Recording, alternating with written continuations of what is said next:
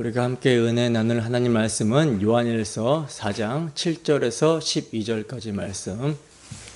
다 찾으셨으면 한 목소리로 함께 합독하도록 하겠습니다. 시작. 사랑하는 자들아, 우리가 서로 사랑하자. 사랑은 하나님께 속한 것이니 사랑하는 자마다 하나님으로부터 나서 하나님을 알고 사랑하지 아니하는 자는 하나님을 알지 못하나니 이는 하나님은 사랑이심이라. 하나님의 사랑이 우리에게 이렇게 나타난 바 되었으니 하나님이 자기의 독생자를 세상에 보내심은 그로 말미암아 우리를 살리려 하심이라. 사랑은 여기 있으니 우리가 하나님을 사랑한 것이 아니요 하나님이 우리를 사랑하사 우리 죄를 속하기 위하여 화목제물로 그 아들을 보내셨음이라. 사랑하는 자들아, 하나님이 이같이 우리를 사랑하셨은즉 우리도 서로 사랑하는 것이 마땅하도다. 어느 때나 하나님을 본 사람이 없으되 만일 우리가 서로 사랑하면 하나님이 우리 안에 거하시고 그의 사랑이 우리 안에 온전히 이루어지느니라. 아멘. 하나님의 사랑이 이렇게 나타난 바 되었으니, 하나님의 사랑이 이렇게 나타난 바 되었으니 라는 제목으로 하나님 말씀 증거하도록 하겠습니다. 우리가 지난 주일에는요, 사도 요한이 영을 다 믿지 말고 오직 영들이 하나님께 속하였는지를 분별하라고 권면하시는 말씀을 함께 살펴봤었어요. 사도가 말씀하고 있는 영은 단순히 어떤 초자연적인 존재를 말하는 것이 아니라 하나님의 이름으로 말하는 모든 영적 영향력, 모든 가르침, 모든 메시지를 포함한다라고 했는데요. 그 영이 참으로 하나님께 속해 있는지 아닌지를 우리가 분별할 수 있는 기준으로 사도는 무엇을 말씀해 주셨죠? 뭘 말씀해 주셨습니까? 영적 분별의 기준은 사람의 어떤 감정이나 어떤 신비한 체험이 아니라 오직 예수 그리스도께서 육체로 오신 것을 시인하는가 라고 하는 흔들리지 않는 복음의 시금석을 우리에게 제시해 주셨죠. 그분이 참 하나님이시며 동시에 참 사람이라는 고백이 진리의 영에 속한 자의 증거라고 말씀해 주셨어요.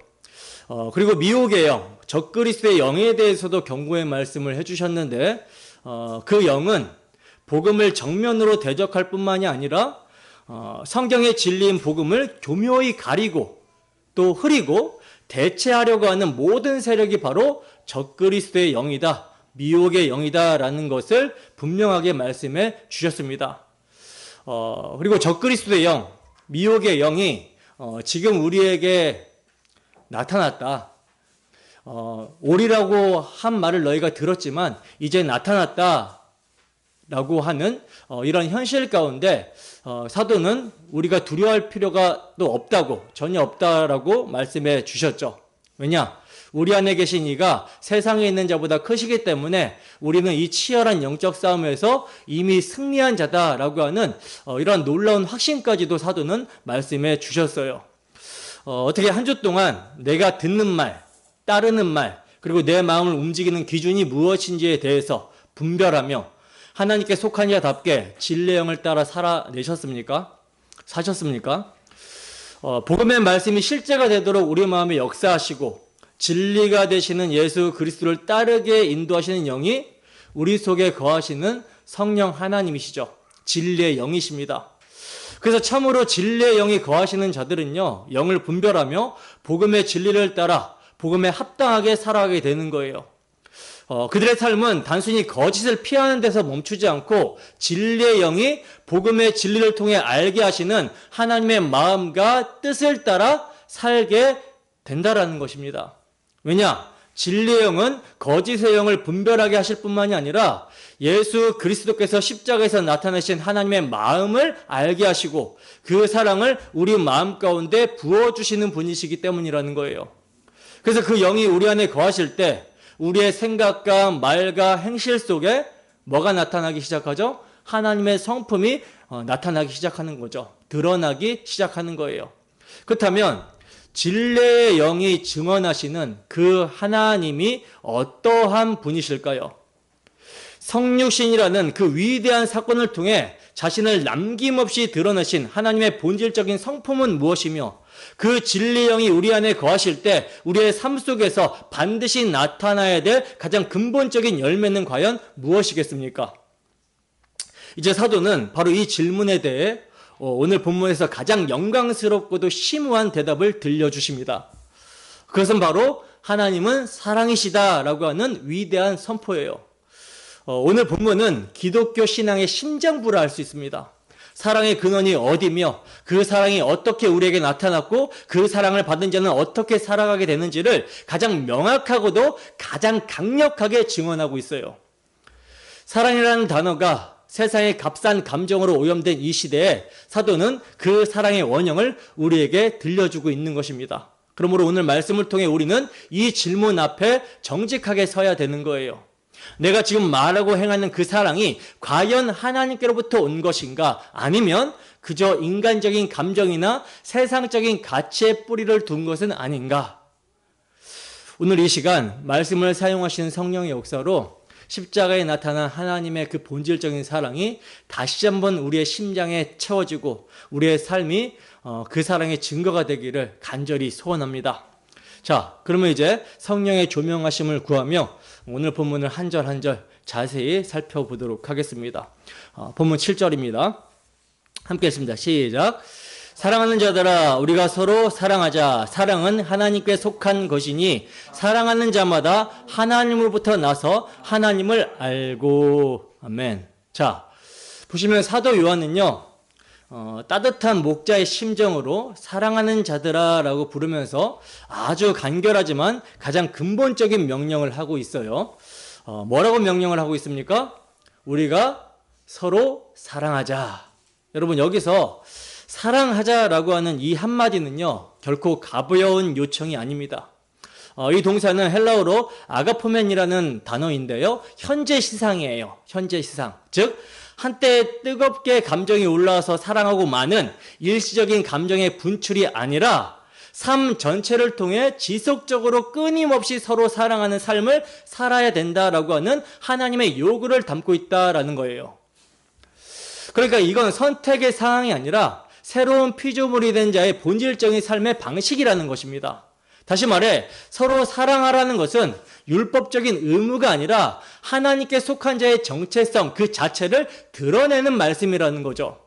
즉 하나님께 속한 자는 사랑하지 않을 수 없다라는 것입니다. 그렇다면 왜 우리가 서로 사랑해야 될까요? 우리가 본래 착해서요? 아니면 교회가 평안해지기 위해서입니까? 사도는요 그 모든 인간적인 차원을 넘어서는 단 하나의 신적 근거를 제시합니다. 뭐라고 합니까? 사랑은 하나님께 속한 것이니. 사랑은 하나님께 속했다라는 거예요. 여러분 이 한마디의 선언이 모든 것의 시작이자 결론입니다. 여기서 말하는 사랑 곧 아가페는 세상에서 흔히 말하는 사랑과는요 그 기원 자체가 완전히 다른 사랑이죠. 그 기원이 어디에 있어요? 하나님께 있어요. 하나님은요 사랑을 행하시는 분이 아니라 사랑 그 자체시라는 것입니다. 그러므로 이 사랑은 인간이 만들어내는 감정이 아니라 하나님의 존재로부터 흘러나오는 생명의 본질이라는 것입니다. 세상에서도 사랑을 많이 이야기를 하죠. 사랑을 노래하기도 하고 영화로 만들기도 하고 문학으로 포장하기도 합니다. 남녀 간의 사랑, 부모 자식 간의 사랑, 조국의 사랑, 인류에까지도 말하기도 해요. 지금은 시기가 시기인지라 애국한다고 아스팔트에서 시위하는 사람들도 굉장히 많죠. 나라 사랑한다고. 그러나 나라를 사랑한다라고 말하며 행동하는 양심으로 밖에 나와서 시위를 한다라고 해도 그 나라 사랑이 결국 자기 유익과 자기 명예를 위한 것이었다면 이건 사랑이 아니라 이기심의 변장일 거예요. 애국자가 없는 세상이라는 제목의 시에서 이런 내용이 있더라고요. 세상에 애국자가 없다면 어머니들은 자식을 전쟁으로 잃지 않을 것이다. 젊은이들은 꽃을 사랑하고 연인을 사랑하고 자연을 사랑하고 무지개를 사랑하고 이 세상 모든 젊은이들이 결코 애국자가 안 되면 더 많은 것을 아끼고 사랑하며 살 것이고 세상은 아름답고 따사로워질 것이다. 이게 얼핏 들으면 어떻게 들립니까? 굉장히 평화롭고 아름다운 말처럼 들려지죠. 그러나 이것은 하나님 없는 사랑의 이상향이에요. 이것은 듣기에는 아주 평화롭게 들리지만 이 평안은요, 하나님의 공의와 진리를 배제한 인간의 사랑입니다. 그래서 이건 동화와 같은 말이고 현실에서는 하나님을 배척한 인간 중심의 사랑이 되는 거예요. 이 세상은요, 편견 없는 사랑, 조건 없는 사랑, 인류애로 함께하는 세상을 우리가 한번 만들어 보자 라고 말을 합니다. 그래서 종교 간에도 대화를 하자고 하고 인종 간의 벽을 허물어 보자 라고도 하고 환경을 지키고 생명을 보호해 보자 라고 말을 하고 있어요. 이게 딱 들었을 때는 나쁜 말이 전혀 아니죠. 그러나 문제는 뭐냐? 그 중심에 하나님이 빠져 있기 때문에 결코 생명을 주는 사랑이 될 수 없다라는 것입니다. 하나님을 제거한 자기 중심에 둔 세상이 말하는 사랑은요, 평화를 말하는 것 같아 보이지만 그 끝의 실상은 공허와 분열뿐이라는 거죠. 바울 사도는 디모데후서 3장에서 마지막 때의 징조를 이렇게 말합니다. 디모데후서 3장 1절에서 2절 말씀입니다. 함께 읽습니다. 시작. 너는 이것을 알라. 말세에 고통하는 때가 이르러 사람들이 자기를 사랑하며 돈을 사랑하며 자랑하며 교만하며 비방하며 부모를 거역하며 감사하지 아니하며 거룩하지 아니하며. 아멘. 자, 보세요. 사도 바울은 말세의 징조의 첫 번째 목록으로 뭐라고 지금 말씀을 하고 있습니까? 자기 사랑에 대해서 말씀하고 있죠. 자기 사랑. 이게 세상의 사랑의 실체예요. 세상 사랑의 실체입니다. 왜냐하면 자기를 사랑하는 자들이 모여있는 것이 세상이기 때문이라는 거죠. 그래서 하나님이 빠진 세상의 사랑은 언제나 조건적이고요, 교환적입니다. 줄 때는 돌려받을 것을 미리 계산하고 또 사랑하면서도 상처가 받을까 봐 두려워한다라는 거죠. 이건 사랑이 아니라 욕망의 거래입니다.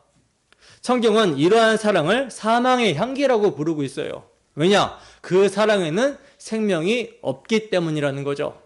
그 사랑은 결국 죽은 자들끼리의 사랑이라는 거예요. 마태복음 8장에 보면 예수님께서는 제자 하나가 제가 아버지의 장례를 좀 치르고 주님을 따르겠다라고 이렇게 말을 하니까 예수님께서는 죽은 자들은 자기의 죽은 자들을 장사하게 하고 너는 나를 따르라 이렇게 말씀하셨어요. 무슨 말입니까? 하나님을 떠난 사람은 살아있어도 죽은 자라는 뜻이죠. 그러니까 죽은 자끼리 서로 사랑한다라고 해도 그 안에는 뭐가 없어요? 생명이 없어요. 아무리 눈물겹게 사랑한다고 해도 그 사랑은 결국 사망의 냄새일 뿐인 것입니다. 그러므로 여러분, 인간들의 사랑은요, 언제나 조건적이고 감정에 따라 변하고요, 자기 유익을 구하는 이기적인 동기에서 자유롭지 못한다라는 거예요. 결국 생명이 없는 사랑입니다. 그러나 성경이 말하는 사랑은 뭐예요? 하나님께 속한 것이죠. 하나님께 속한 것. 즉, 그 근원이 하나님 자신이라는 것입니다. 오직 하나님으로부터 흘러나오는 것이 사랑이라는 거예요. 사도는 이 진리를 이어서 한 걸음 더 깊이 파고들어 이렇게 말합니다. 사랑하는 자마다 하나님으로부터 나서 하나님을 알고. 사랑하는 자마다 하나님으로부터 출생했다라는 거예요. 그래서 누구를 알아요? 하나님을 안다라는 거죠. 여러분, 이 구절의 순서를 잘 보셔야 됩니다. 우리가 열심히 사랑하려고 노력해서 하나님의 자녀가 되는 게 아니에요. 순서가 정반대입니다. 하나님으로부터 태어났기 때문에, 즉 성령으로 말미암아 중생의 은혜를 입어 새로운 출생을 경험했기 때문에 그 결과로 비로소 하나님께 속한 그 사랑을 행할 수 있게 된다는 거예요. 그러므로 형제를 향한 우리의 사랑은요, 우리가 구원받았다라는 것을 증명해내는 가장 확실하고도 객관적인 시금석이 되는 것입니다. 우리가 교회로 모여 이렇게 예배하며 하나님의 사랑을 기름하고 그 사랑을 나누는 것, 이것이 가장 확실하고도 객관적인 시금석이 된다는 거죠. 요한사도는 이 신비를 요한복음에서 정확하게 증언합니다. 요한복음 1장 12절에서 13절 말씀입니다. 함께 했습니다. 시작. 영접하는 자 곧 그 이름을 믿는 자들에게는 하나님의 자녀가 되는 권세를 주셨으니 이는 혈통으로나 육정으로나 사람의 뜻으로 나지 아니하고 오직 하나님께로부터 난 자들이라. 아멘. 보세요. 예수님을 영접하고 믿어 하나님의 자녀가 되는 것은요, 우리의 결단이나 어떤 의지가 아니라 전적인 하나님의 주권적인 뜻으로 된다라는 것입니다. 다시 말해서 하나님의 주권적인 뜻으로 말미암아 하나님으로부터 태어났기 때문에 예수님을 영접하게 되고 믿게 되고 자녀가 되고 하나님의 성품인 사랑을 나타낼 수 있게 된다는 거예요. 사도 바울은 이 놀라운 진리를 로마서에서 이렇게 증언합니다. 로마서 5장 5절 말씀입니다. 함께 읽습니다. 시작. 소망이 우리를 부끄럽게 하지 아니함은 우리에게 주신 성령으로 말미암아 하나님의 사랑이 우리 마음에 부은 바 됨이니. 아멘. 보세요. 우리에게서 사랑이 나오게 되는 것이 아니죠. 우리가 형제를 사랑한다고 할 때, 그리스도의 몸된 지체들을 사랑한다고 할 때 우리에게서 사랑이 나오게 된다라고 말씀하고 있지 않죠.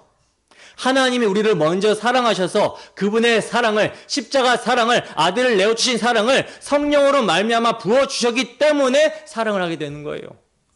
그분이 우리의 깨지고 완약한 심장에 하나님의 사랑, 독생자를 아낌없이 죄인인 우리를 위해 내어주신 그 사랑을 부어주신 것입니다. 마치 마른 땅에 생수가 부어지듯이 하나님의 아가페 사랑이 우리의 존재를 흠뻑 적셨기 때문에 그 생명력으로 이제 우리가 서로를 사랑할 수 있는 존재가 되었다라는 거죠. 포도나무 가지가 스스로 열매를 맺을 수 없고 오직 나무에 붙어 있을 때만 열매를 맺는 것처럼 우리의 사랑 역시 우리 자신에게서 흘러나오는 것이 아니라 우리 안에 거하시는 그리스도의 생명으로부터 흘러나오는 열매일 뿐이라는 거예요. 그렇기 때문에 이 사랑은요, 하나님을 아는 것과 결코 분리가 될 수 없습니다. 여기서 하나님을 안다라는 것은 단순히 교리적 지식을 머리에 쌓는 것을 의미하는 것이 아니에요. 단지 당시의 영지주의자들처럼 어떤 신비한 지식을 소유했다라고 하는 지적 교만을 말하는 것이 결코 아니라는 것입니다. 성경에서 안다, 이 안다라는 거, 기노스코, 야다, 이 안다라는 것은 언제나 인격적이고 체험적이며 관계적인 알을 의미하는 거예요. 하나님의 성품을 알고 하나님의 마음을 알며 하나님의 뜻 안에서 그분과 깊이 연합하여 교제하며 살아가는 것, 이것이 바로 하나님을 아는 것입니다.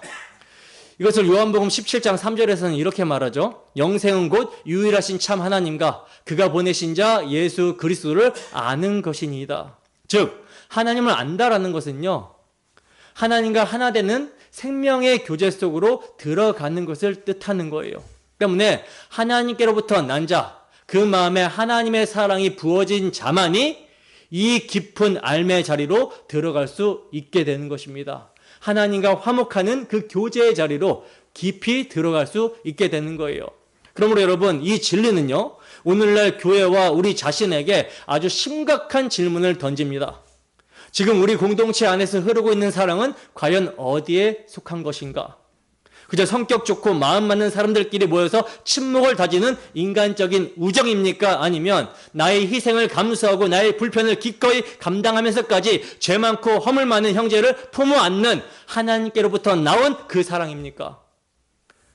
나의 사랑의 행위는 나의 의로움과 선함, 내 자신의 의로움과 선함을 드러내고 있습니까? 아니면 내 안에 이 사랑을 부어주신 하나님의 은혜의 영광을 나타내고 증가하고 있습니까? 성찰을 해봐야 되는 것이죠.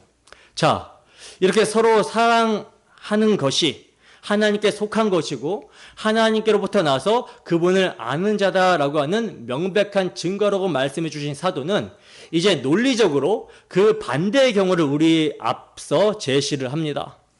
그러면 이 사랑이 없는 자, 사랑하지 않는 자의 영적인 실상은 과연 무엇인가? 본문 8절입니다. 함께 읽습니다. 시작. 사랑하지 아니하는 자는 하나님을 알지 못하나니 이는 하나님은 사랑이심이라. 아멘. 보세요. 사도는 단호하게 사랑하지 아니하는 자는 누구를 알지 못한다? 하나님을 알지 못한다라고 말씀을 합니다. 여러분, 이건요, 단순히 신앙이 아직 미성숙하다라는 수준의 겉면이 아니에요. 참으로 존재의 근원을 뒤흔드는 아주 무서운 선언이자 경고의 말씀입니다. 여기서 알지 못한다라고 하는 말은요, 헬라어로 부정과거 시제 우쿠 에그노라는 말인데요. 우쿠 에그노. 이건 지금 하나님을 모르고 있다. 지금 하나님을 모르고 있다라는 의미가 아니라 과거로부터 지금까지 단 한 번도 하나님을 인격적으로 생명적으로 경험한 적이 없다라고 하는 강력한 단어예요. 즉, 그 사람은 태어나면서부터 지금까지 한 번도 하나님을 알아본 적이 없다라는 것입니다. 없는 존재라는 거예요. 그러니까 여러분, 교회 안에서 나는 하나님을 압니다, 나는 신령한 체험을 했습니다, 나는 성경을 통달했습니다 라고 아무리 외쳐도요, 그 삶 속에서 형제를 향한 사랑이 없다면, 교회를 향한 사랑이 없다면 그는요, 그리스도의 몸을 사랑하지 않는 것이기 때문에 머리이신 그리스도를 사랑하지 않는 것이고요, 그리스도를 사랑하지 않는다라는 것은 하나님을 모르는 사람인 거예요. 왜냐? 하나님은 예수 그리스도로 계시된 하나님이기 때문에 그가 안다라고 생각하는 하나님은 자기 욕망이 투영된 종교적인 우상일 뿐이라는 거죠. 참으로 십자가에 자신을 내어주심으로 본질을 계시하신 그 하나님을 아는 것이 아니라 자기가 만든 하나님을 믿고 있는 것입니다. 참으로 안타까운 것이죠. 그래서 고린도 교회를 향해서 사도 바울은 이렇게 외쳤던 것입니다. 고린도전서 13장 1절에서 2절 말씀 함께 읽습니다. 시작. 내가 사람의 방언과 천사의 말을 할지라도 사랑이 없으면 소리나는 구리와 울리는 꽹과리가 되고, 내가 예언하는 능력이 있어 모든 비밀과 모든 지식을 알고 또 산을 옮길 만한 모든 믿음이 있을지라도 사랑이 없으면 내가 아무것도 아니요. 아멘. 보세요. 사도 바울은요, 모든 신령한 은사와 지식을 다 가지고 있다라고 해도 사랑이 없으면 뭐라고 합니까? 아무것도 아니라고 합니다. 즉, 사랑하지 않는 신앙은 존재하지 않는 신앙이라는 거예요. 이건 살아있는 것처럼 보이지만 이미 죽은 신앙이라는 거죠. 우리가 앞서 살펴본 요한일서 2장 9절에서 요한 사도는 빛 가운데 있다고 하면서 그 형제를 미워하는 자는 지금까지 어둠에 있는 자요라고 말씀을 하고 있어요. 그러니까 사랑이 없는 신앙은 아직 빛 가운데 들어와 본 적이 없는 그런 신앙이라는 것입니다. 여러분, 이 말씀은 오늘날 우리 교회와 성도 한 사람 한 사람에게 예리한 메스처럼 깊숙이 들어와서 자신을 성찰하게 하는 말씀입니다. 나는 정말 하나님을 아는 사람인가? 내가 누군가를 용납하지 못하고 미워하고 사랑하지 못하고 있다면 이건요, 단순히 내 성격의 문제가 아니라 십자가에서 나의 죄를 용서하시고 나를 받아주신 그 하나님의 사랑이 내 안에 실제로 역사하지 못할 수도 있는 거예요. 못할 수 있는 증거가 되는 것입니다. 이건 내 안에 계신 성령이 소멸되고 있다라고 하는, 즉 성령의 통치를 거부하고 있다라고 하는 영적인 병든 상태, 영적인 이상 신호라는 거죠. 하나님의 사랑이 성령으로 말미암아 우리 마음에 부어진다라고 했는데, 그런데 내가 사랑하지 못한다? 사랑을 하지 못한다? 이건 내 안에 흐르던 그 은혜의 강줄기가 막혀 있다라고 하는 반증입니다. 반증. 자, 그러면 요한 사도가 이렇게까지 단호하게 사랑하지 않는 자는 하나님을 알지 못하는 자라고 말할 수 있는 이유가 무엇입니까? 이 근거가 바로 8절 하반절의 위대한 선언에 있죠. 이는 하나님은 사랑이심이라. 여러분, 이건 단순히 하나님이 사랑이 많으시다라는 말이 아닙니다. 이건 사랑이 하나님의 여러 성품 중 하나라는 뜻이 아니라 하나님의 존재 자체, 그분의 본질이 곧 사랑이라는 선언이에요. 그분은 사랑을 행하시는 분이 아니라 사랑 그 자체이신 분이라는 거죠. 그렇다면 본질이 사랑이신 하나님께로부터 났다고 하면서, 태어났다라고 하면서, 그분과 믿음으로 연합이 되어 있다라고 하면서 사랑하지 않는다. 이 사랑하지 않는다라는 것은 어떤 의미입니까? 이건 빛 가운데 있으면서 어둠 속을 헤매는 것과 같은 모순인 것이죠. 하나님은요, 빛이시고요, 사랑이십니다. 때문에 그분과의 교제가 끊긴 자는요, 아무리 사랑을 말하고 그 사랑을 실천한다라고 해도 그 사랑은 생명을 낳을 수 없는 인간적인 감정이고 인간적인 실천일 뿐이에요. 인간의 의지에서 나오는. 이건 결국 자기 사랑, 자기 위한 종교적 자기 만족이라는 거죠. 겉으로는 사랑의 언어를 말하지만 실상은 자기를 위로하기 위한 감정 놀이일 뿐이라는 것입니다. 반면에 성령 안에 거하는 자는요, 전혀 다릅니다. 그는 날마다 그 사랑의 근원으로부터, 하나님으로부터 생명을 공급받아요. 그렇다면 이 사랑이 하나님으로부터 흐르는 이 사랑이 마르지 않고 계속 흘러가는 이유가 무엇입니까? 그 근원이 사람의 감정이나 의지가 아니라 하나님 자신에게 있기 때문이라는 거죠. 그러므로 사도의 말씀을 통해 성령께서는 우리에게 묻고 있는 겁니다. 너는 지금 어디에서 사랑을 얻고 있느냐? 여러분들은 지금 어디에서 사랑을 얻고 계십니까? 사람입니까? 아니면 자신의 감정입니까? 아니면 하나님입니까? 여러분, 대부분의 사람들은요, 타인에게서 사랑을 얻으려고 합니다. 누가 나를 이해해주고, 누가 나를 공감해주고, 위로해주고, 내 편이 되어주기를 바란다라는 거죠. 그래서 누군가가 나를 무시하거나 섭섭하게 하면 마음이 금방 식고 상처가 나버려요. 왜 그렇습니까? 사람에게서 사랑을 얻으려고 했기 때문이라는 거죠. 사람에게 기대면 그 사랑은 반드시 고갈됩니다. 왜냐? 사람의 마음은 언제나 변하기 때문이라는 거죠. 또 어떤 분들은 감정에서 사랑을 끌어올리려고 합니다. 자신의 감정에서 또는 의지에서. 내가 기분이 좋을 때는 사랑할 수 있다. 내가 여유 있을 때는 섬길 수 있다.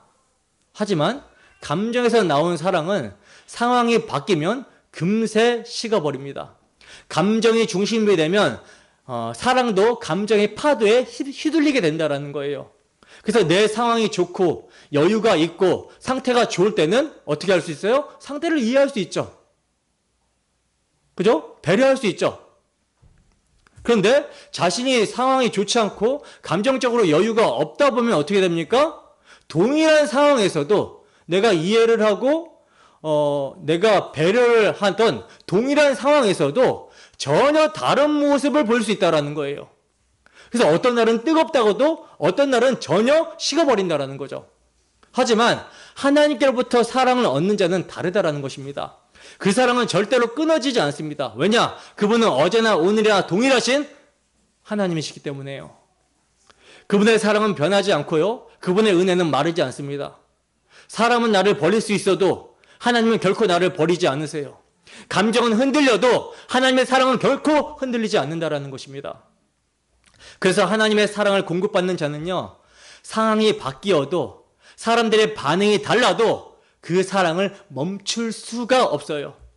여러분, 결국 사도가 이 말씀을 통해 우리를 이끌고 가는 방향은 너무나도 분명합니다. 사랑하지 않는 자는 하나님을 모르는 자이며 사랑하는 자는 하나님을 아는 자이고 하나님으로부터 난 자라는 거예요.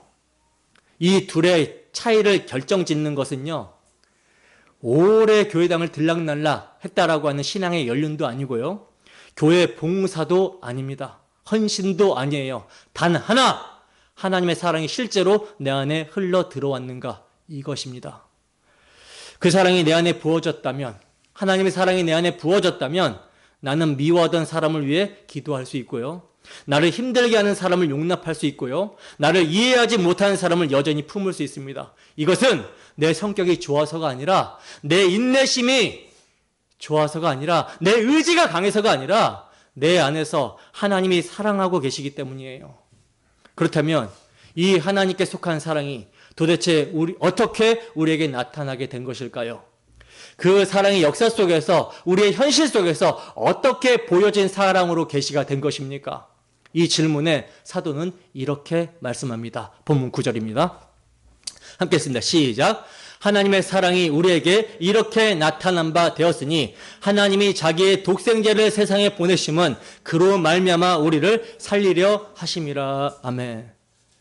보시면 사도는 이제 그 사랑이 어떻게 나타났는가를 구체적으로 말씀을 하십니다.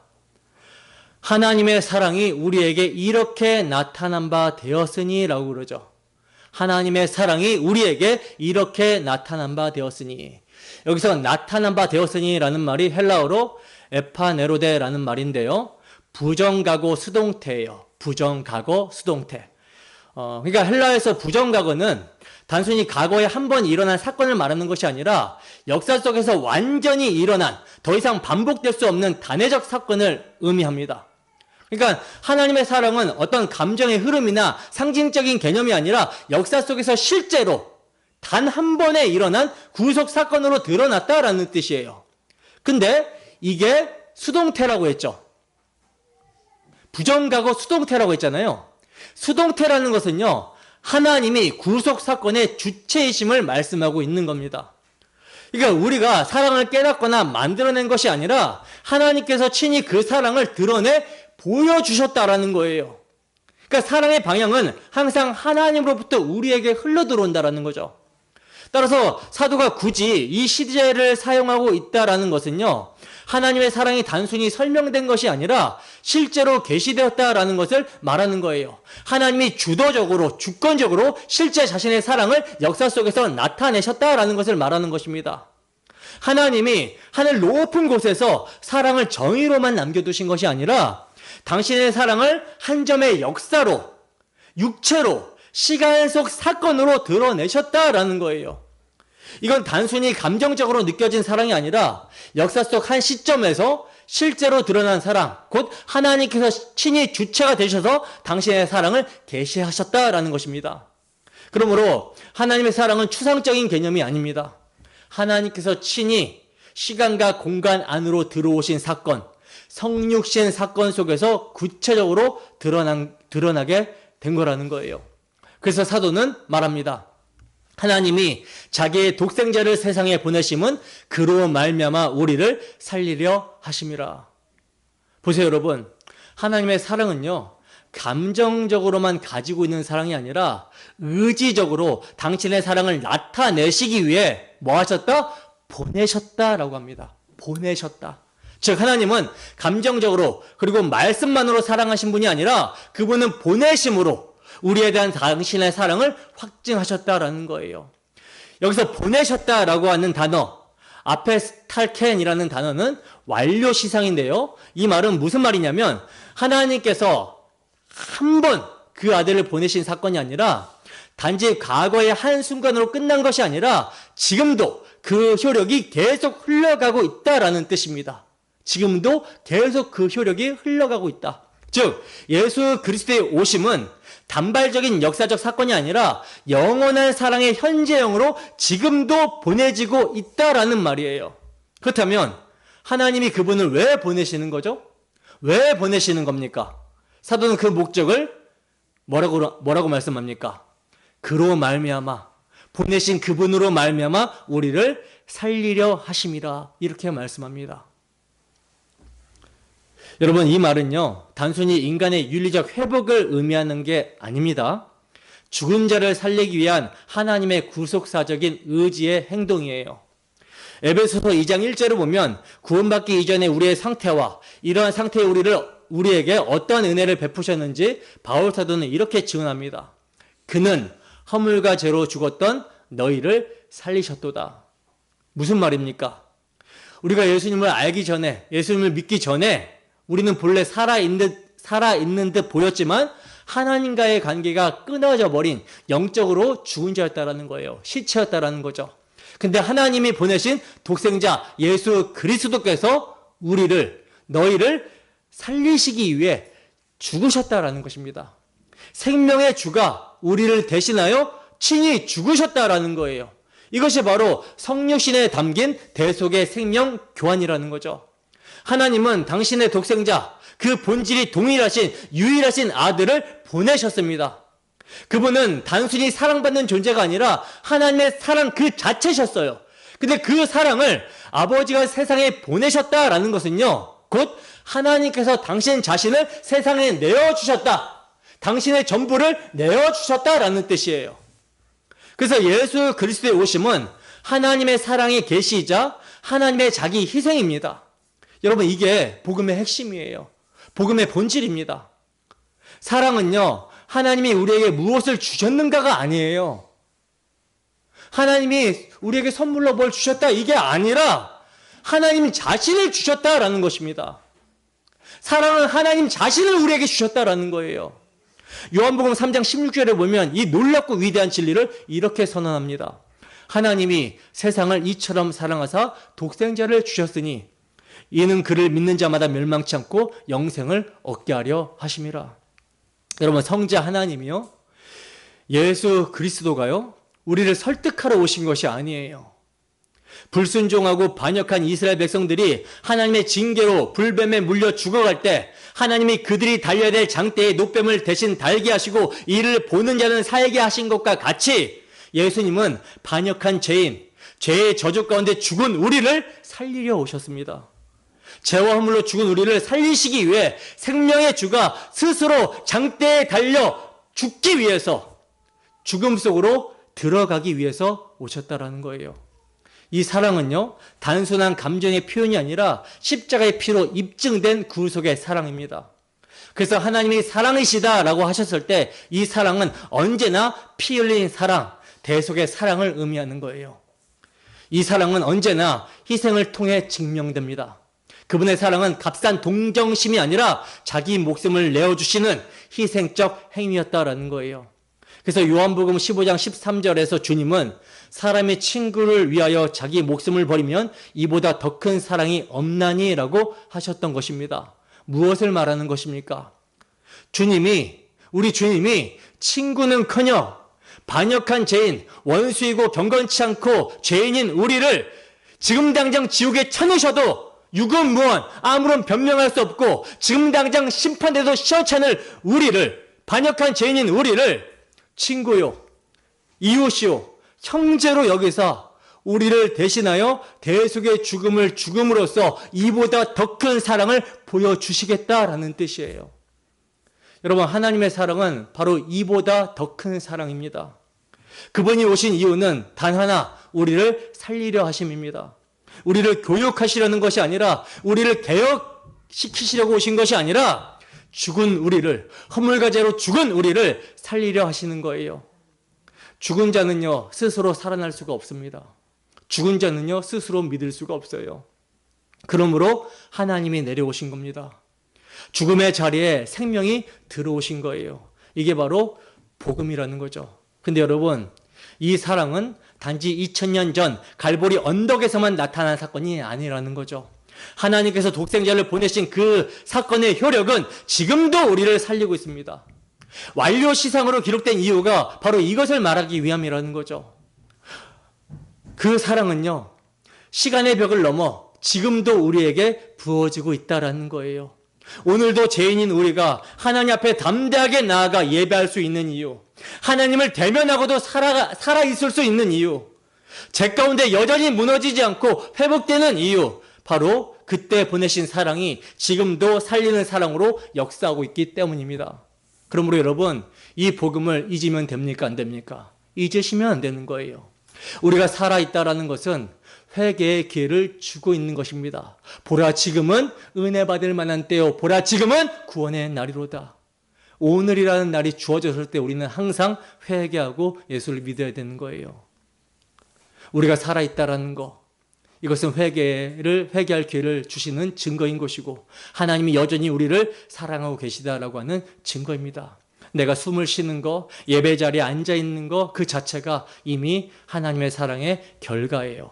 자, 이제 사도는 이 사랑의 심장부를 꿰뚫는 말씀으로 들어갑니다. 본문 10절입니다. 함께 했습니다. 시작. 사랑은 여기 있으니 우리가 하나님을 사랑한 것이 아니요 하나님이 우리를 사랑하사 우리 죄를 속하기 위하여 화목제물로 그 아들 보내셨음이라. 아멘. 여러분, 이 구절이 바로 사랑의 정의, 곧 복음의 본질입니다.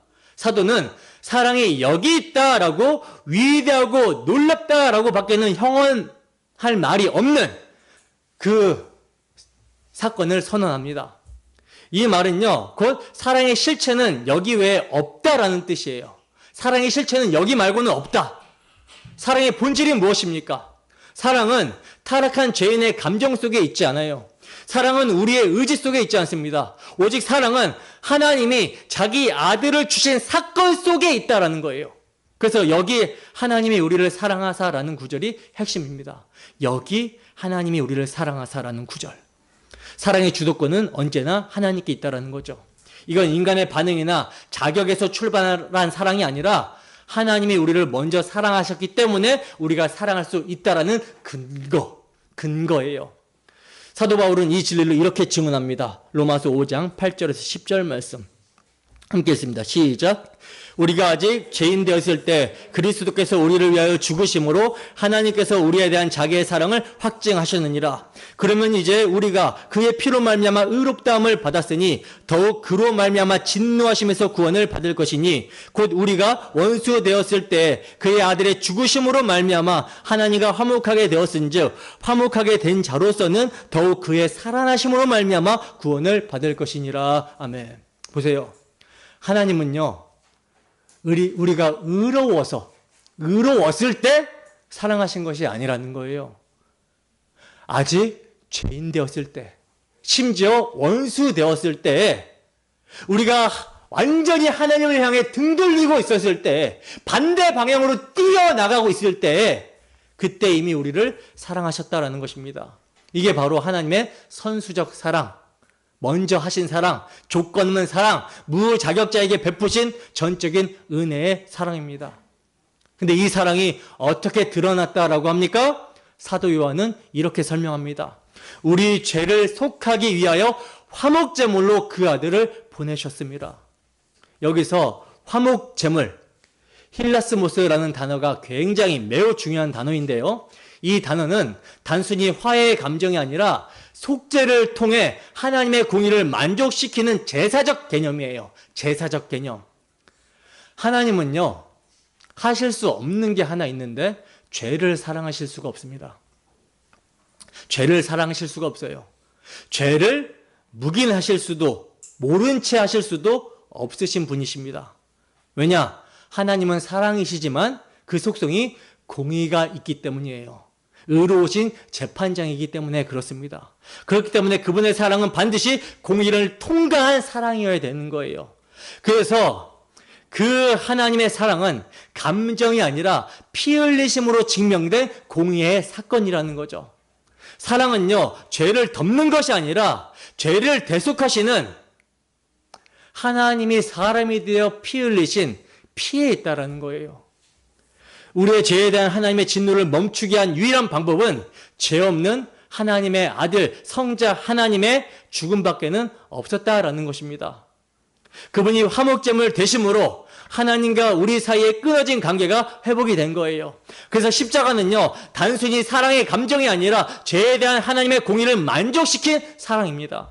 여러분, 그래서 십자가를요, 우리가 제대로 이해하지 못하면 하나님의 사랑을 결코 알 수가 없어요. 결코 알 수가 없어요. 사랑에 대한 정의는 이것입니다. 하나님은 사랑이시다 라는 말을 막연한 수사적 감정으로 끝내버리면 이건 복음이 아니라는 거죠. 하나님의 사랑은 반드시 십자가의 피와 함께 설명되어야 되는 거예요. 피 없는 사랑, 고난 없는 사랑, 회개 없는 사랑은 복음이 결코 아니라는 사실을 분명하게 반드시 아시기 바랍니다. 사랑의 이름으로 죄를 묵인하고 사랑의 이름으로 진리를 희석시키는 것은요, 사랑이 아니라 사랑을 주신 하나님을 모독하는 거예요. 사랑을 왜곡하는 것이며 뱀에게 속은 거짓 사랑입니다. 진짜 사랑은요, 죄를 그대로 둘 수 없어요. 죄를 징벌하고 대신 죽음으로 공의를 이루신 사랑만이 참된 사랑이라는 거죠. 그게 바로 화목제물 대신 예수 그리스도의 사랑입니다. 사랑은 말이 아니라 피 흘림이고 감정이 아니라 대속의 행동이에요. 그분은 우리를 위로하기 위해 감정을 나누신 것이 아니라 우리를 살리시기 위해 생명을 내어주셨습니다. 그러므로 여러분, 하나님께서 사랑이시다라고 하는 이 선언은요, 그분이 단지 따뜻하신 분이라는 말이 아니라 그분은 십자가에서 피 흘리시며 자기 아들을 내어주신 사랑이시다라는 뜻이에요. 그래서 하나님은 사랑이시다라는 말은 곧 하나님은 십자가에서 자기 피로 우리를 사신 분이다라는 말과 같습니다. 이 사랑이 없이는 죄가 해결될 수 없고요. 이 사랑이 없이는 어떤 관계도 회복될 수 없어요. 그분의 사랑은 값싼 동정심이 아니라 자기 목숨을 내어주는 희생의 사랑입니다. 이 사랑이 바로 복음의 심장부예요. 그렇다면 여러분, 우리가 참으로 이러한 아버지의 사랑, 하나님의 사랑을 받았다면, 성령으로 말미암아 십자가 사랑, 아버지의 사랑이 우리 마음에 부어진 바 되었다면, 그 사랑을 알고 참으로 믿는다면 이제 이 사랑을 받은 자들은 어떻게 살아가야 될까요? 사도는 이렇게 말씀합니다. 본문 11절에서 12절 말씀. 함께 읽습니다. 시작. 사랑하는 자들아, 하나님이 이같이 우리를 사랑하셨은즉 우리도 서로 사랑하는 것이 마땅하도다. 어느 때나 하나님을 본 사람이 없으되 만일 우리가 서로 사랑하면 하나님이 우리 안에 거하시고 그의 사랑이 우리 안에 온전히 이루어지느니라. 아멘. 보시면 이제 그토록 엄청나고 위대하며 구체적이며 희생적인 사랑의 계시 앞에서 사도는요, 그 사랑을 받은 자들의 마땅한 반응을 하나의 강력한 명제로 결론을 짓습니다. 뭐라고 결론 짓습니까? 사랑하는 자들아, 하나님이 이같이 우리를 사랑하셨은즉 우리도 서로 사랑하는 것이 마땅하도다. 여러분, 여기서 마땅하다라는 말은 헬라어로 오펠로멘이라는 말인데요.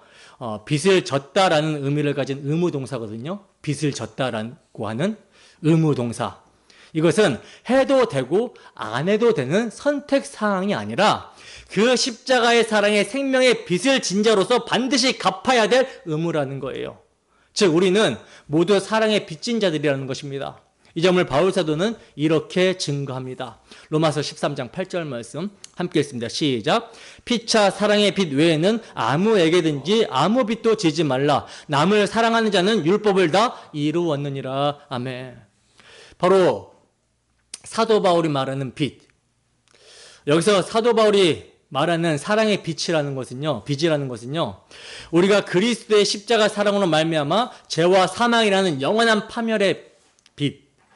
우리의 어떤 노력으로도 도저히 갚을 수 없는 무한한 빚을 완전히 탕감받았기 때문에 생겨난 의무를 말하는 거예요.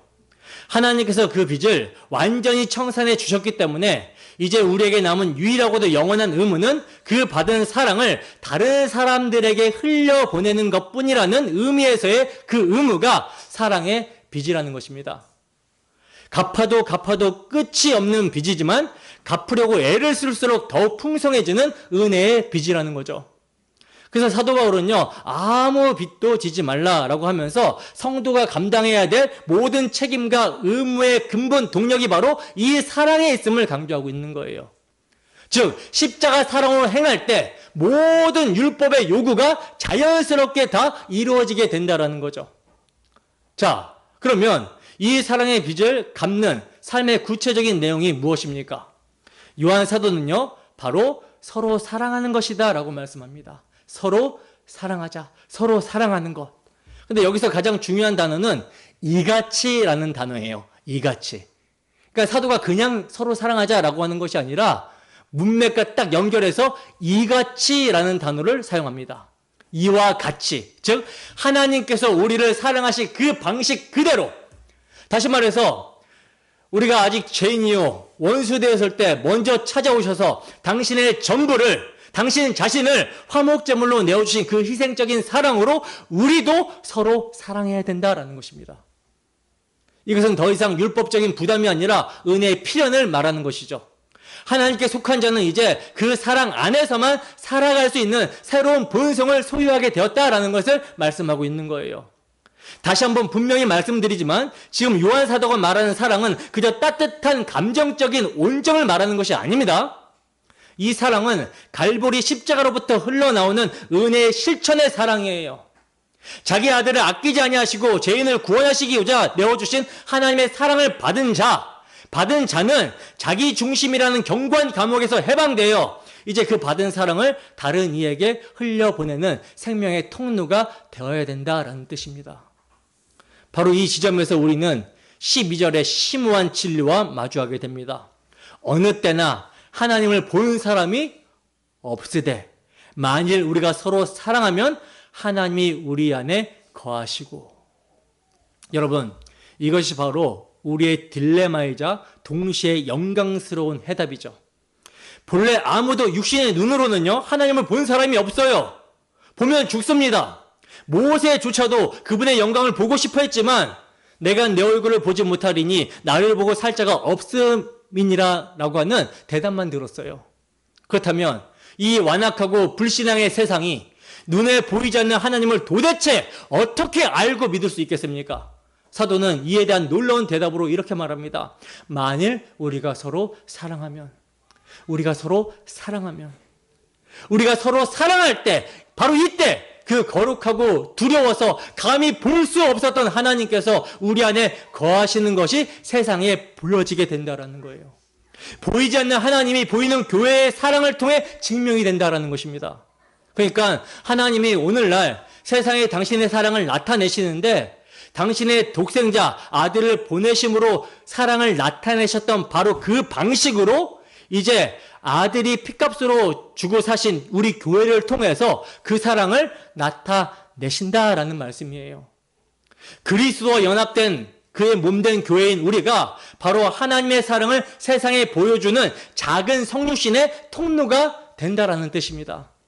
그래서 요한 사도가 사랑은 말과 혀로만 하는 것이 아니라 행함과 진실함으로 나타내야 되는 것이라고 하면서 이렇게 말했던 것이죠. 누가 이 세상의 재물을 가지고 형제의 궁핍함을 보고도 도와줄 마음을 닫으면 하나님의 사랑이 어찌 그 속에 거하겠느냐. 그러니까 하나님의 사랑은 추상적인 이야기가 아니라는 거예요. 우리 공동체 안에 당장 생활고로 고통을 받는 형제가 있는데 말로만, 혀로만 안타깝습니다. 뭐 하나님의 뜻이 있겠죠. 이렇게 말하고서 외면해 버린다면 이건 사랑이 아니라는 거예요. 내게는 분명히 나누어줄 재물이 있는데도 내 노후 준비, 내 자녀 계획이 더 급해서 그 궁핍함을 못 본 채 하는 것은요, 그것은 단순히 구제를 안 한 정도의 문제가 아니라 이건 하나님의 사랑이 내 안에 머물지 못하고 있다라고 하는 증거입니다. 교회가 그리스도의 사랑으로 서로 사랑하지 않는다면 이것은 단지 교인 간의 관계 문제가 아니라 그 공동체 안에 십자가 복음이 선포만 되고 실제가 되지 않는다라고 하는 증거, 곧 복음이 지식이 되어 있고 믿음으로 결부되지 않았다라는 것을 의미하는 거예요. 여러분, 우리 안에 복음이 희귀해지면, 복음이 사라지게 되면 사랑도 함께 사라지게 됩니다. 왜냐하면 교회가 바로 보이지 않는 하나님을 세상에 보여주는 유일무이한 통로이기 때문에 그래요. 세상은 우리의 화려한 건물이나 유창한 설교나 세련된 프로그램을 통해서 하나님을 보는 것이 아닙니다. 세상이 언제 하나님을 목격합니까? 복음에 합당하게 행했을 때, 예수 그리스도를 믿는 믿음으로 행했을 때, 도저히 용서할 수 없는 사람을 그리스도의 이름으로 용서할 때, 내 시간과 물질을 손해보면서까지 아무도 알아주지 않는 형제의 아픔을 기꺼이 짊어질 때, 이때입니다. 교회 안에서 그리스도의 십자가 사랑으로 인하여 자기 것을 주장하지 않고 서로의 연약함을 덮어주며 기꺼이 희생하며 사랑하는 바로 그 모습을 통해 세상은 저들 안에 뭔가 다른 것이 있구나라고 하면서 살아계신 하나님을 목격하게 된다는 거예요. 그러므로 우리의 형제 사랑은 단지 윤리적 행위가 아닙니다. 그것은 보이지 않는 하나님을 세상에 드러내고 그분의 임재를 증거하는 가장 영광스러운 사역에 동참하게 되는 거예요. 우리가 서로 사랑할 때 비로소 하나님께서 우리와 함께 거하신다라고 하는 그 언약의 실체가 세상 앞에 증명이 된다라는 거죠. 그리고 더 나아가 그 사랑의 실천을 통해 놀랍게도 사도는 그의 사랑이 우리 안에 온전히 이루어지느니라 말씀합니다. 여러분, 여기서 온전히 이루어진다라고 하는 단어, 헬라어 테텔레오메네라는 말은요, 단순히 우리의 사랑이 도덕적으로 완벽해진다라고 하는 의미를 넘어서는 말입니다. 이 단어의 본질적인 의미는 목적에 도달하다, 완성되다라는 뜻이에요. 즉, 아버지 하나님에게서 시작되어 아들의 십자가를 통해 우리에게 부어진 그 위대하고 놀라운 사랑이 우리 안에서 멈추거나 고여있지 않고 우리라는 통로를 통해, 교회라는 통로를 통해 형제를 향해 흘러갈 때 비로소 그 사랑의 목적지가 완성이 된다라는 뜻입니다. 하나님의 사랑은 우리를 종착역으로 삼은 것이 아니라 세상을 향해 흘러가는 생명의 통로로 삼으신 거라는 거예요. 이것이 어떻게 가능합니까? 우리의 의지와 결단으로요? 아니죠. 우리가 본래 그런 사랑을 할 수 있는 존재가 아니잖아요. 어제는 사랑이 넘치다가도 오늘 내 기분이 조금만 상하면 얼굴 보기도 싫은 게 우리 아닙니까? 내 이익이 조금이라도 손해가 된다면 밤잠을 못 이루는 게 우리 아닙니까? 이 모든 것을 가능하게 하는 유일한 동력은 바로 우리에게 주신 성령으로 말미암아 하나님의 사랑이 우리 마음에 부어진 바 되었기 때문이에요. 성령께서 우리 안에 거하시며 하나님의 사랑, 그 십자가 사랑, 그 화목제물의 사랑을 계속해서 공급해 주시고 있기 때문에 우리는 마르지 않는 샘과 같이 그 사랑을 흘려보낼 수 있는 거예요. 잠시 사랑을 잊어서 사랑을 하지 못하고 있다라도 하나님께서 지속적으로 그 사랑을 흘려보내주시고 사람 막대기와 인생 채찍을 통해서 우리를 징계하시고 깨닫게 하시며 돌이키게 하시기 때문에 그 사랑을 우리가 받고 흘려보내줄 수 있는 것입니다. 따라서 우리가 서로 사랑하는 것은요, 단순한 윤리적 실천이 아니에요. 그것은 우리 안에 일하시는 성령의 사역에 순종하는 것이며 하나님 나라의 통치가 우리를 통해 이 땅에 임하는 가시적인 사건입니다. 우리가 직장에서 손해를 감수하고 정직을 택할 때, 가정에서 끓어오르는 혈기를 죽이고 온유함으로 대할 때, 교회에서 내 주장 대신 형제의 연약함을 덮어주게 될 때, 그 자리가 바로 눈에 보이지 않는 하나님이 보이는 거룩한 성전이 되는 것입니다.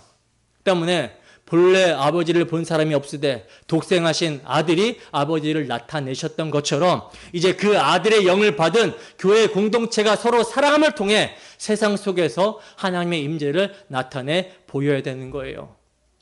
이제 말씀을 맺습니다. 오늘 사도 요한은 사랑이 어디서 시작되어 어떻게 완성되는지를 우리에게 장엄하게 증언을 해주셨어요. 그 사랑은 하나님께 속한 것이며 그 사랑은 우리를 살리시기 위해 자기 아들을 화목제물로 내어주신 성육신과 십자가 사건을 통해 우리에게 나타났다라고 하셨고요. 그리고 그 일방적이고 무조건적인 사랑을 성령으로 말미암아 부어진 바 된 자, 받은 자는 이제 그 사랑의 빚진 자로서 서로 사랑하는 것이 마땅하다라고 하셨으며 그 사랑의 실천이 보이지 않는 하나님을 세상에 드러내고 그분의 사랑을 완성하는 영광스러운 사명에 동참하게 되는 것이라고 말씀해 주셨습니다. 핵심은 사랑은 여기 있으니 우리가 하나님을 사랑한 것이 아니요 하나님이 우리를 사랑하사 우리 죄를 속하기 위하여 화목제물로 그 아들을 보내셨습니다. 이 십자가의 사랑이 핵심이며 모든 것의 시작이자 끝이에요. 이 사랑이 우리를 살렸고 이 사랑이 우리를 교회로 불렀으며 이 사랑이 우리를 세우고 이 사랑이 우리를 살아가게 하는 유일한 능력입니다. 진리의 영이 거하시는 공동체, 그리하여 그 십자가 사랑으로 보이지 않는 하나님을 세상에 보이게 하는 교회, 이것이 바로 복음의 열매라는 거죠. 어떻습니까? 말씀을 듣는 여러분, 참으로 우리 마음에 주의 사랑이 부어진 바 되셨습니까? 참으로 우리의 마음이 복음으로 말미암아 꺼져가는 심지어 같은 우리 마음에 불이 붙으셨습니까? 불이 붙으셨다면 어떻게 살아가야 되겠습니까? 세상의 사람들도요, 본인이 가치라고 여기고 본인이 목적한 바를 위해서는 모든 것을 절제하고 인내하며 목숨 걸고 그것이 생명이라고 여기고 뛰어갑니다. 그 태도는 우리에게도 마땅히 있어야 되는 거예요. 참으로 예수 그리스도가 우리의 생명이라면 그분을 아는 일에, 그분을 예배하는 일에, 또 그분의 사랑을 나타내는 일에 우리의 목숨을 걸어야 되는 거 아니겠습니까? 한 주도 성령의 인도하심 가운데 우리의 삶에서 복음의 실제가 되기를 소원합니다. 그리하여 하나님의 사랑의 통로로 부름을 받은 우리 모두가 서로를 향한 희생과 섬김을 통해 하나님의 임재를 세상에 드러내는 살아있는 성전이 되기를 주님의 이름으로 간절히 축원합니다. 기도하겠습니다.